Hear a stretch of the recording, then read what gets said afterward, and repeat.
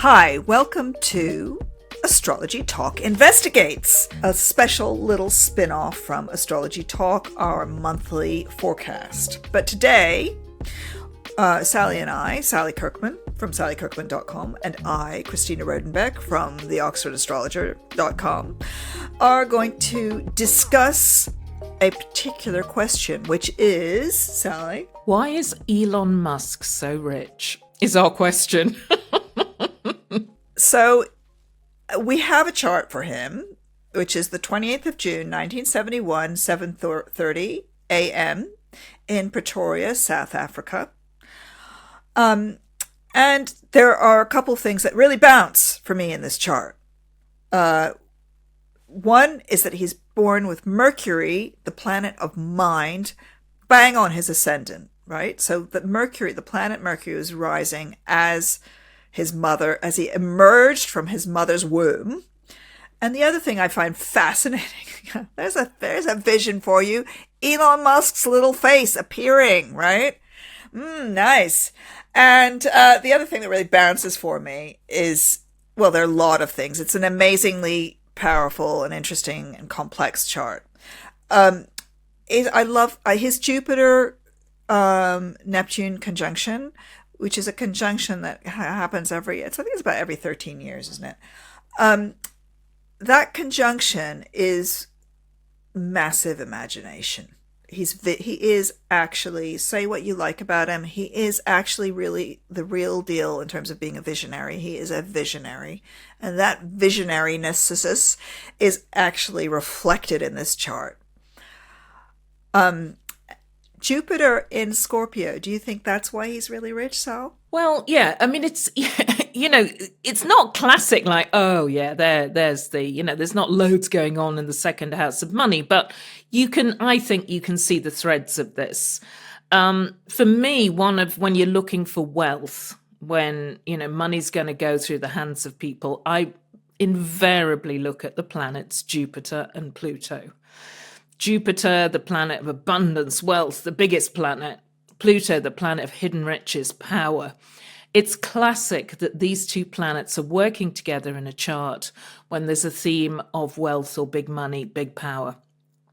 And Jupiter's at 27 degrees Scorpio, really strong and savvy and powerful in Pluto's star sign, making an incredibly tight sextile to Pluto in Virgo. So he's got this classic signature of Jupiter and Pluto.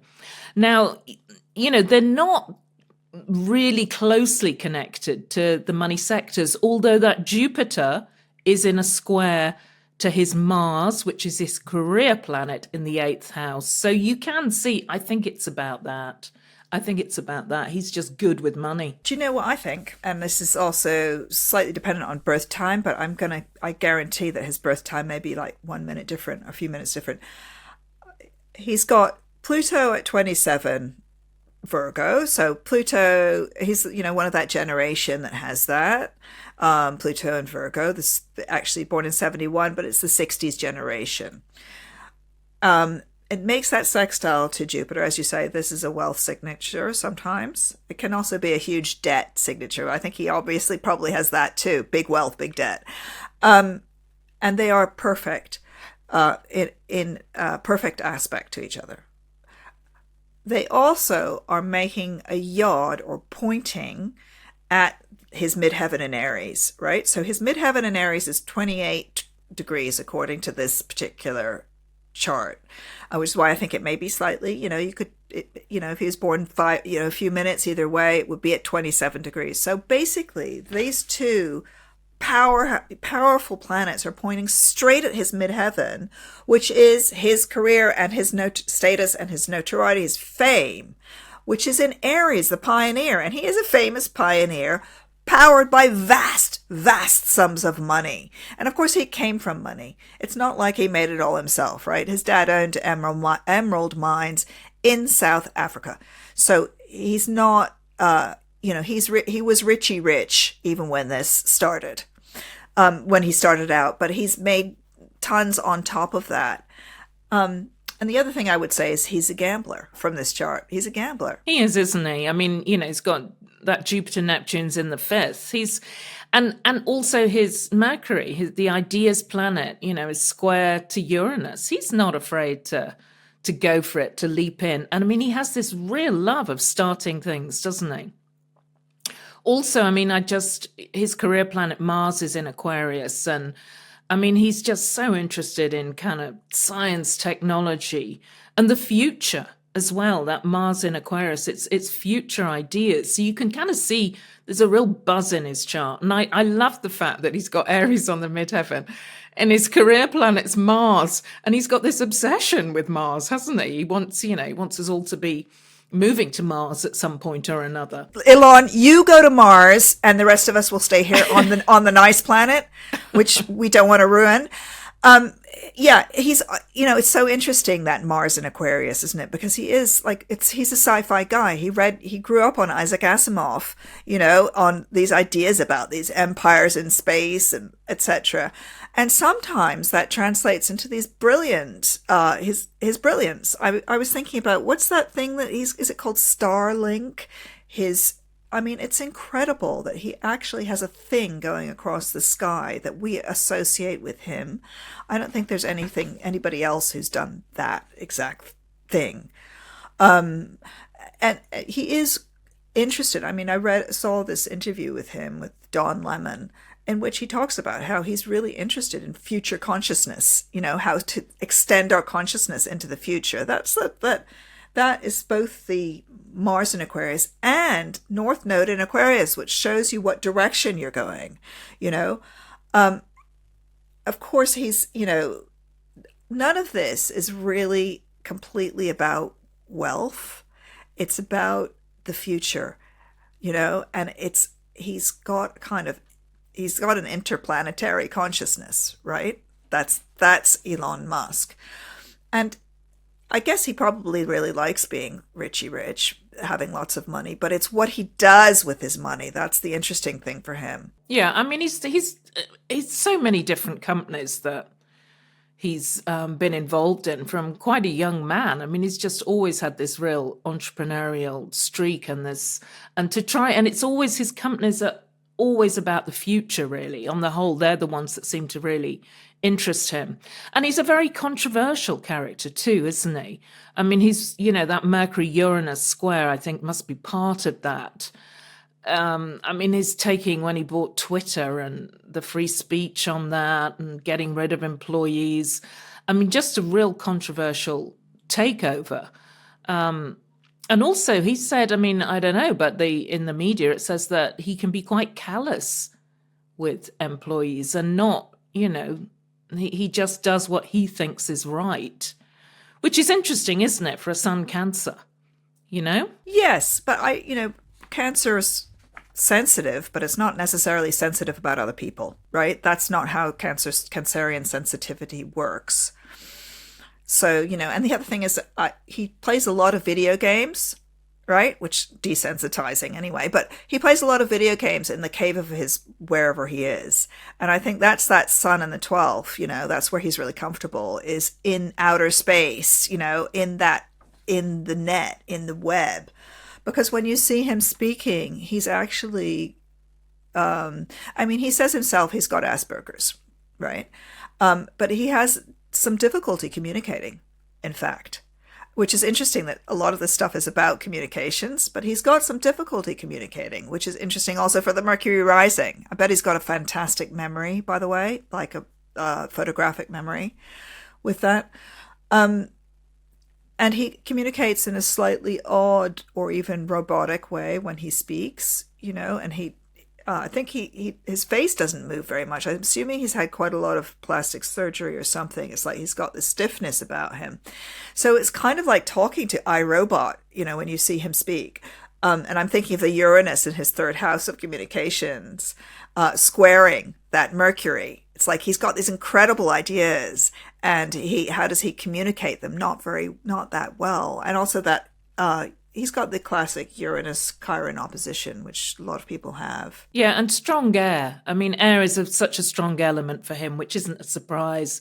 It's the ideas sign. It's about networks. Interested, and he's so futuristic. I think. I mean, the way it. Yeah, there's the Sun Cancer. I mean, I found it. I remember. I mean, they make good leaders, don't they? It's the cardinal sign.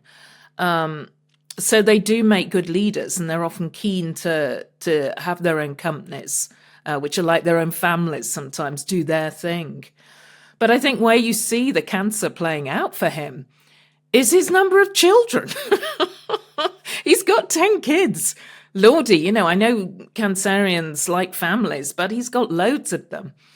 And, I mean, particularly with Grimes, who was his last girlfriend. I don't know whether they ever married, actually. Some fantastically eccentric names. I mean, I think that 2 of the kids are now just called X and Y.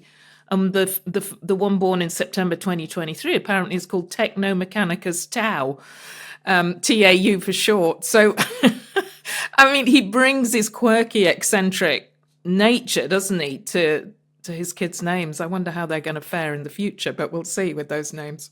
Well, there are a couple of things about if he's like Cancer with Cancer rising. Cancer can be funny. I mean, I'm assuming that part of this is like he's got a really weird sense of humor, which makes the square to the Uranus, which actually some people probably don't find very funny. Thanks, Dad, for calling me Technomechanicus or X, like I don't, like X me off. So there's that. And also, this interview I saw him doing, I thought, oh, his feelings have been hurt during the interview. I thought, oh, this guy's actually, the interview hurt his feelings. And I think that's very Cancer rising, is that actually he's sensitive, and his feelings are like just there on display. I think he's got Jupiter in the 5th, which is making this conjunction to Neptune. At 0 degrees of Sagittarius, he's got Neptune. So that's incredibly wide-ranging thoughts. So he's very interested in philosophy as well. I think that, one can disagree with his philosophy, but he is interested in philosophy. And it's in the 5th, so it's very playful again. So all of the stuff that he's done, or a lot of the stuff that he's done, is influenced by his childhood geekiness, his reading, comic books, Star Wars. All of that stuff is stuff that he plays with. His life is partly about playing. And I think that's part of the power.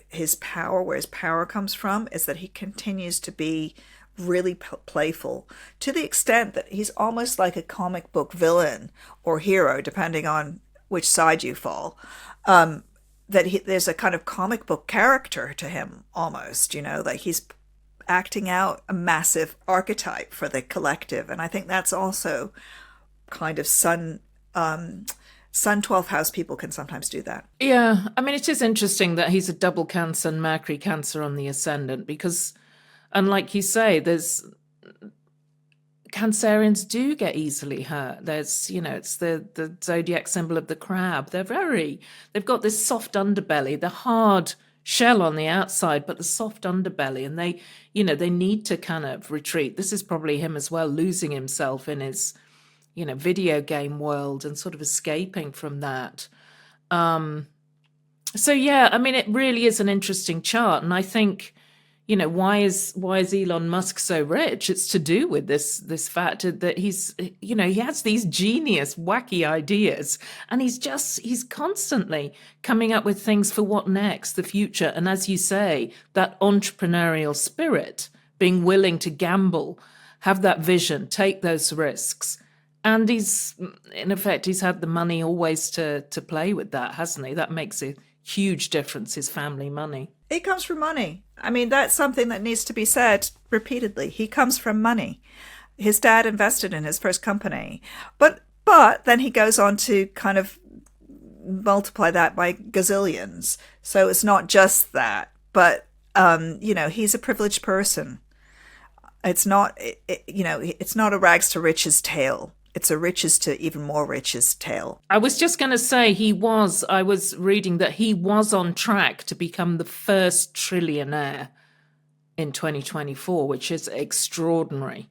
But that's unlikely to happen at the moment because Tesla, the shares in Tesla haven't done that well. So he's dropped a bit again. But to be the person who is the first person to become a trillionaire, Lordy, that is incredible, isn't it, actually? I can't even do the zeros.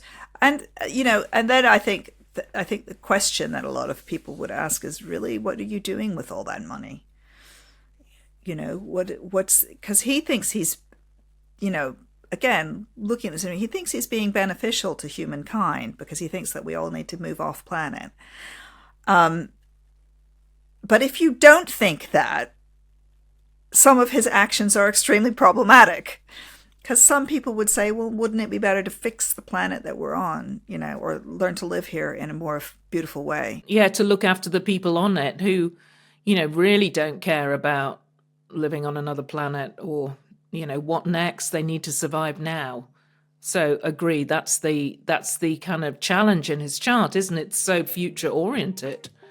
But with that amount of money, he needs to be feeding that back into the world. And on that note,